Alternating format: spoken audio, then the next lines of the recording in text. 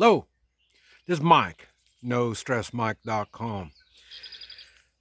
I want to talk about something that I didn't want to talk about. And it has to do with the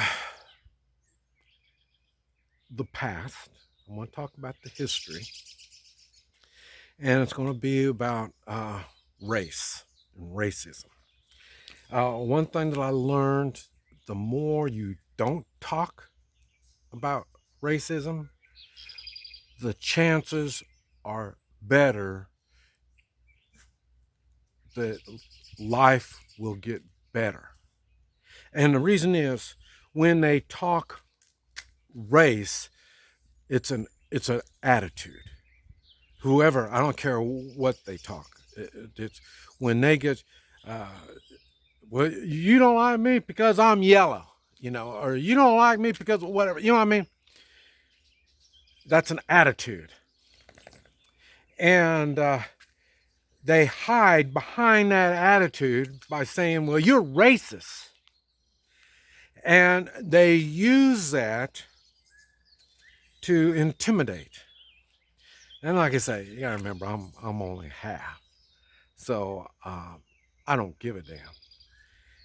And so they tried that stuff with me 50 years ago. And they're using the same tactics 50 years ago as they are now. And what it is, it's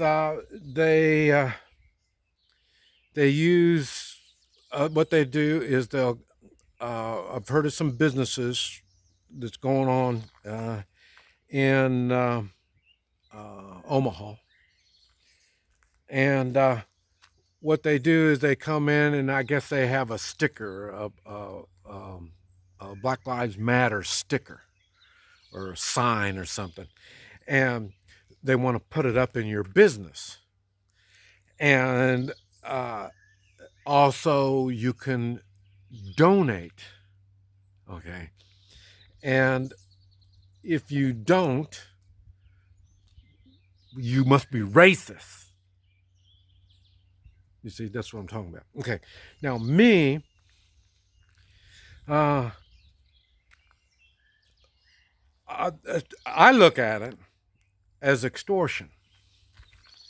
And but remember, I've been threatened a lot in the years, so I know what it's like. And I can't go into detail on how I stop it, but it all falls under personal responsibility and strong morals. And because I've noticed this going on, I use Visible as my cell phone, and I was telling people it's a good deal. And then I got an email from them saying that they support Black Lives Matters. And and then I got back with them and I said, I can't believe you would send something like that. Tell me that you are supporting a terrorist, at least criminal organization, and you expect me to support you when you support this type of activities. And of course, they don't have nothing to say because they must not have strong morals. And they don't. This is the problem we are having. Companies, all companies are owned by another company. They used to call that monopolies, but I guess they don't do that anymore. They let all these companies buy out other companies. Why should you research something when you can buy a company that already has the knowledge, the technology that you want? You buy them. Or if it's a company that looks like they could be some competition, then you buy them out. So then, and like I say, this used to be illegal. But like I say, who cares in the way of politicians, who cares what's legal or illegal? You know what I mean? This is this is not a good thing. This is what I was saying about, and the other night I was talking to somebody, and we were talking, and I told them, it's these businesses, they're supporting bad organizations, and then they make it hard on good organizations. Good, oh, but that's my term. Good organizations. Let's see, moral and constitutional. These they look at as in their way. So they look at the organizations that are against strong morals and the Constitution. And so this is what's been happening. And it's how it's going to stop, I don't know. And the reason is in the way of the big companies. And the thing is, you've got your money invested in these companies. So you are supporting these companies. I don't know if you realize it, but you need to look into the companies that you're invested in and see where they spend their money. You're going to find out that it's either extortion, they're being extorted from somebody, or they're promoting, and they're the ones that are doing the extortion. And like I say, in the way of politicians and stuff like this. I got off track on what I was going to tell you. Let's see. Yeah. Maybe I got enough time. We'll see. I came back from Vietnam. I wasn't even back. I don't think I was even back for 2 or 3 months, maybe 6 at the most. I was 19 years old. And I had a teen center. And well, really, I was going to make a bar out of the thing, is what I was going to do. And it turned out it was 30 feet too close to a school. I looked all around. I never saw no school anywhere. I don't know where they were talking about a school. And it turned out it was for the handicapped, school for handicapped. And so I couldn't make a bar out of it. So I made a teen center out of it. And I had bands come in and had pool tables, sold pop and sandwiches, stuff like that. And I say, this is 69. This is in the racial days. And then I worked in a restaurant, and I got many stories on how they were trying to do extortion or put me out of business and do all kinds of stuff. And there's a reason why I don't own stuff. Because, like I say, they're going to puncture my tires, break my windows, burn me out. They're going to do all kinds of stuff to me. Why? Because I stand up. And so then they're going to come back on me, just like the shooting in Topeka. Shot the gang members. A few months later, like 12 of them came to my house. See, so you have, and that's what's hard about that. That's why I talk about when you have to have strong morals. I mean, I didn't do anything wrong, and I know there's going to be payback on that. I'm willing to do the payback.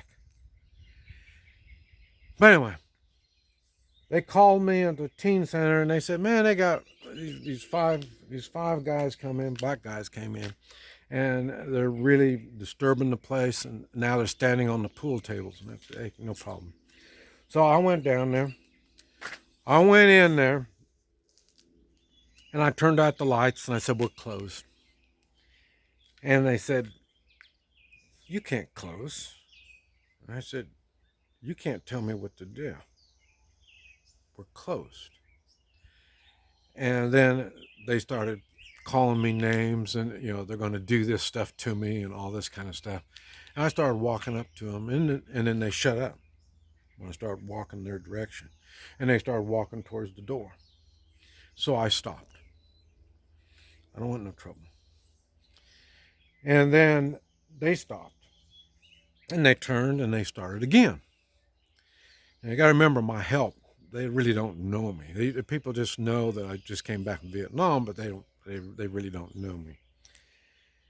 And they started lipping off to me, and so I started walking towards them again. Then they shut up, and they kept walking again. And this kept going. It was a big building, and they kept going. And finally, they stepped outside, and then they started the same thing. And so I thought, okay. So I went on out there, and I stepped right out, right in the middle of them. And they said, "You can't do nothing. You don't own this." And I commenced beating the hell out of them. And then they ran off. They went across the street. They come back. Well, they ran off, and I told the help they better go. I said, "Dude, there's going to be some problems now. you all don't want to be around here. I want to make sure you all are safe. So then you better go on home."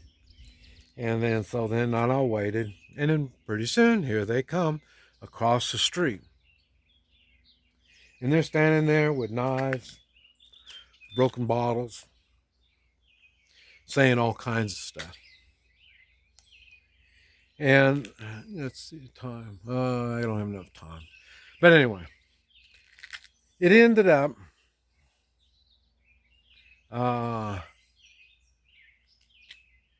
it ended up that night, and that intersection had blood all over it. It wasn't my blood. And I was a half a block from the police department. During racial times, is what we're having now, you hear them say racial, or all time racial. So at that time, the police finally figured out, okay, we can't go out because it's going to be a racial problem, and they're going to say we're taking sides. So they didn't want to get involved. And like I say, it's okay with me. I take personal responsibility. And it's surprising what can be done. Because, and this was a little town right on the Kansas-Oklahoma border. And you would think, well, anyway, after that started my career working for the blacks and working for the whites on bars and dances and stuff like that to keep, if it was a black place, they wanted me to keep the whites out, and if it was the white place, they wanted me to keep the blacks out, because everybody hated me. And so that's how I got started in it. And the racial problems stopped. I don't know. All I know is my business, nobody wanted to hire me anymore. No big deal. And then I moved back up here to Topeka again. And that's another story. This Mike, NoStressMike.com.